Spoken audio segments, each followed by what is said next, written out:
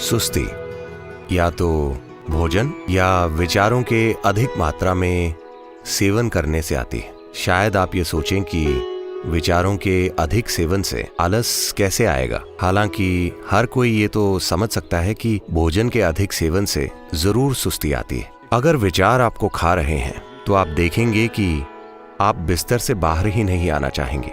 मैं विचार प्रक्रिया की बात नहीं कर रहा, मैं विचारों के ज्यादा सेवन की बात कर रहा हूं, जिसका मतलब है विचार लगातार बह रहे हैं बिना आपके प्रयास के, बिना आपके ध्यान के, बिना आपके इरादे के।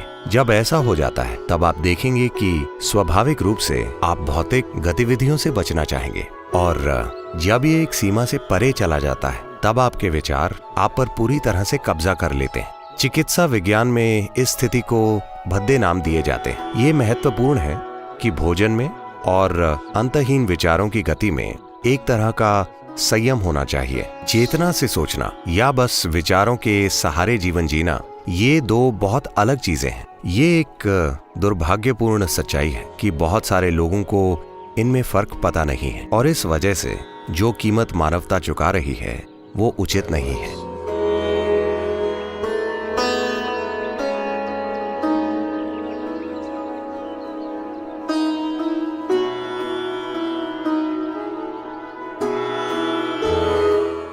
जो निष्कर्ष आप अपने मन में निकालते हैं वे जीवन को अनुभव करने की आपकी क्षमता को गंभीर रूप से कम करते हैं। जितने ठोस आपके निष्कर्ष होंगे उतना ही ज्यादा आप उनके आधार पर अपनी पहचान बनाएंगे, और उतनी ही ज्यादा आपको अपनी मानसिक सच्चाई, अस्तित्व की सच्चाई लगने लगेगी। लगभग 90% इंसानी दुख बस यही है, आप अपने मानसिक नाटक को सच्चाई समझने की भूल कर बैठते हैं। ये आपका नाटक है, आप इसके साथ जैसे चाहे खेल सकते हैं।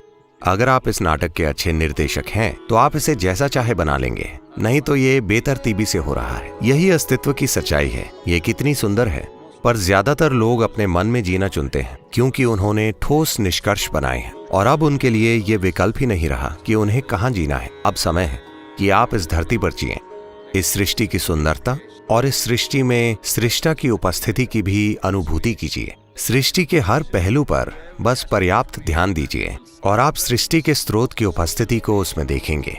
आपको ये अनुभव करने की जरूरत है। मानसिक नाटक आपका बनाया हुआ है। जो अस्तित्वगत नाटक यहाँ हो रहा है उसकी तुलना में मानसिक नाटक बहुत छोटा है। अब समय है कि आप इसका आनंद लें। ये मेरी इच्छा और मेरा आशीर्वाद है कि आप अपने ही मन की कैद से बाहर निकलें और सृष्टि की सुंदरता को जानें। बुनियादी चीज, सबसे मौलिक पहलू जिसका आपको ध्यान रखने की जरूरत है वो ये है कि आप निष्कर्ष मत बनाइए। अगर आप निष्कर्ष नहीं बनाते तो आपके मन के दरवाजे बंद नहीं होंगे।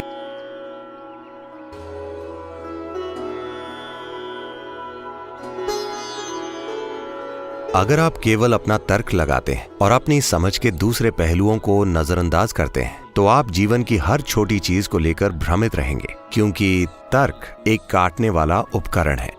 ये एक चाकू की तरह है। अगर आप काटना चाहते हैं तो ये एक अच्छा साधन है, पर अगर आप एक चाकू से सिलाई करने की कोशिश करते हैं तो आपके पास चिथड़े बचेंगे। ज्यादातर मनुष्य इस समय यही अनुभव कर रहे हैं कि वे सिलने के लिए, चीजों को जोड़ने के लिए एक काटने वाले साधन का इस्तेमाल कर रहे हैं। आप जितना प्रयास करेंगे आपके अंदर आपके उतने ही चिथड़े होंगे। ऐसा समय था जब लोगों ने दुनिया को बांटा था, फिर वे और ज्यादा बांटते चले गए। आपने ये देखा, ऐसा समय था जब लोग साथ रह पाते थे।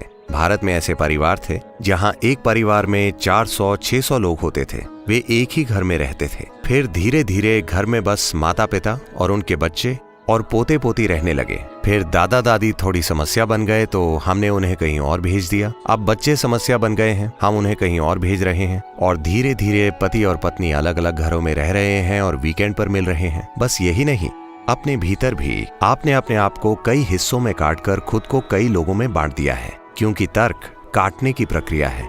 अगर आप जीवन के हर आयाम के लिए केवल अपने तर्क का ही इस्तेमाल करते हैं तो आपका यही हाल होगा। एक दिन आपकी मानसिकता खंडित हो जाएगी। हाँ, तो ये महत्वपूर्ण है कि मन के दूसरे आयाम आपके भीतर जीवित हों। बुद्धि के उन आयामों के जीवित हुए बिना आपका दिल नहीं धड़केगा, आपका लिवर काम नहीं करेगा, आपकी किडनी काम नहीं करेगी। ये सब कुछ नहीं होगा। ये सब आपके तर्क से नहीं हो रहा। तो आपके भीतर समझ के ऐसे आयाम हैं जिनकी खोज की जानी चाहिए और उन्हें आपकी चेतना में जीवित होना चाहिए।